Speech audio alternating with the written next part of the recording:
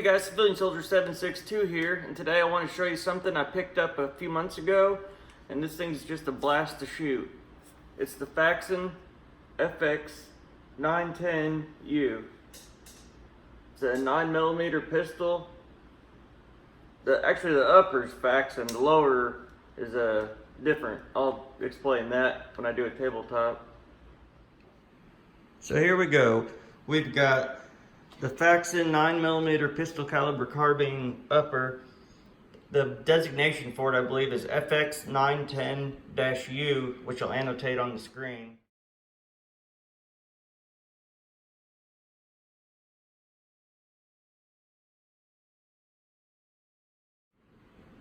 It's obviously a 9mm. It's got their Gen 2 bolt in it, and it's got a 10.5-inch tapered profile barrel from Faxon with a 9-inch handguard.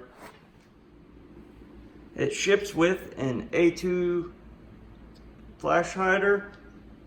This one's actually wearing the Gen 1 handguard. It ships with the Gen 2 lightweight handguard, which basically they're the same handguard besides aesthetics, except for this one has M-LOK all the way around, and the M-LOK goes to the front where this one has a QD on both sides.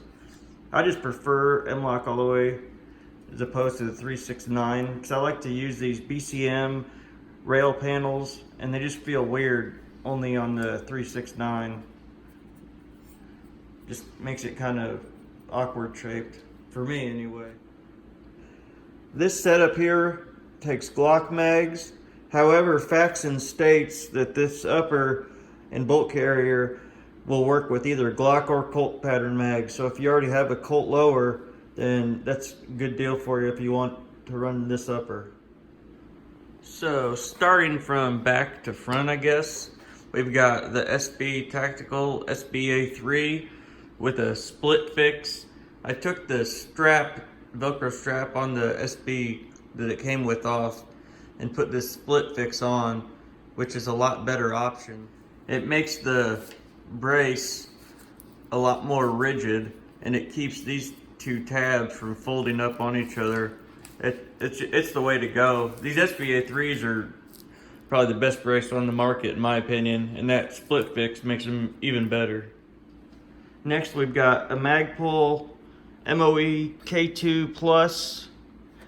It's a rubberized overmold. I love these K2 grips. The angle on them is great. It puts your hand in a lot better position where it's not awkward. I think what a lot of people don't take into consideration with grips and the grip angle is with compact packages like this, or even, you know, normal 16-inch guns with the stock we run now on collapsible buffer tubes instead of the old A2 style, is the grip angle. It's where these K2 grip shines. Basically with A2 or more angled style, like even the traditional Magpul MOE grips, the way your hand sits, it forces you to either be at an awkward position or to have to shoot, you know, traditional chicken wing style. Or if you use that style grip and you do shoot with the modern style, you basically compromise your grip. You're holding the side of it instead of actually gripping it, where the straighter angle lets you actually get a proper grip. It doesn't matter if you use the K2 grips or the BCMs or the B5, P23, your Umbrella Corp groups that are the same, but these are a way better grip angle in my opinion. Right now I've just got the standard mag release that comes in this lower. I'm gonna order extended one. I just haven't got around to it yet. We've got a Radian Raptor charging handle, M-Bus Pro rear sight, and a Troy SOCC flip-up adjustable front sight. You don't need a tool to adjust it. And the reason I really like these Troy SOCC front sights is because they have a locking detent.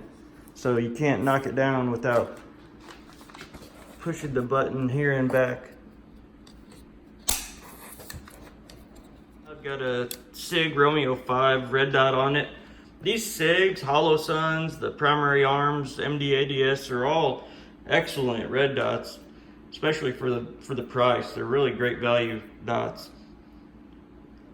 Honestly, the clarity and the dot itself looks as good as Aimpoint to me. I'm sure you know Aimpoint's going to be more rugged, but these definitely are plenty rugged for, you know, what you'd use this little pistol for. There's plenty of tests on these or the Hollow Suns online, like pretty extensive torture tests, and they fared really well. Right now I've just got a standard safety on it. I'll probably switch that to a Radian Ambi. Got a Battle Arms development bolt catch.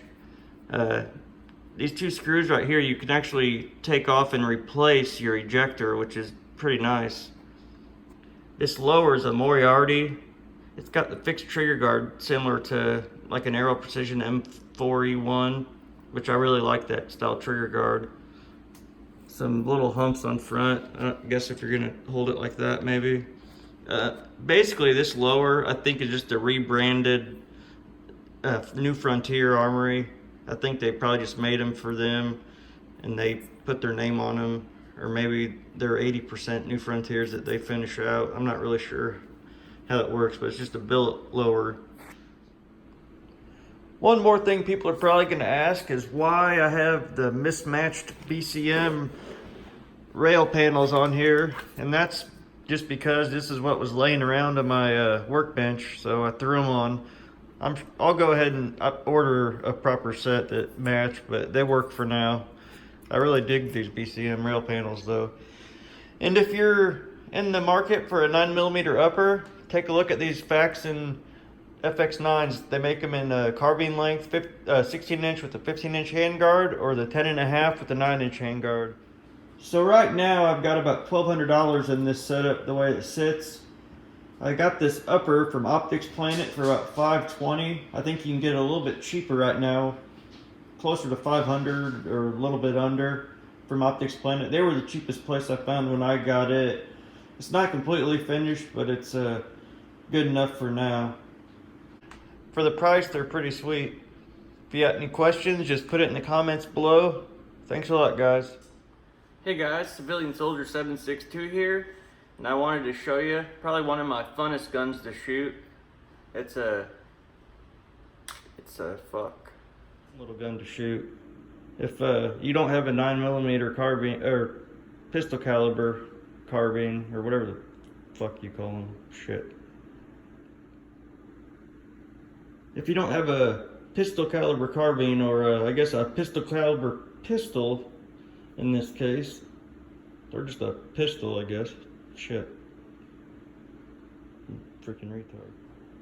If you don't have one of these things that shoot stuff, then it's a pistol, not a rifle, a pistol.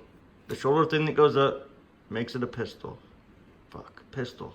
Pistol, pistol, pistol. And this is what it takes to make high quality, top tier YouTube videos.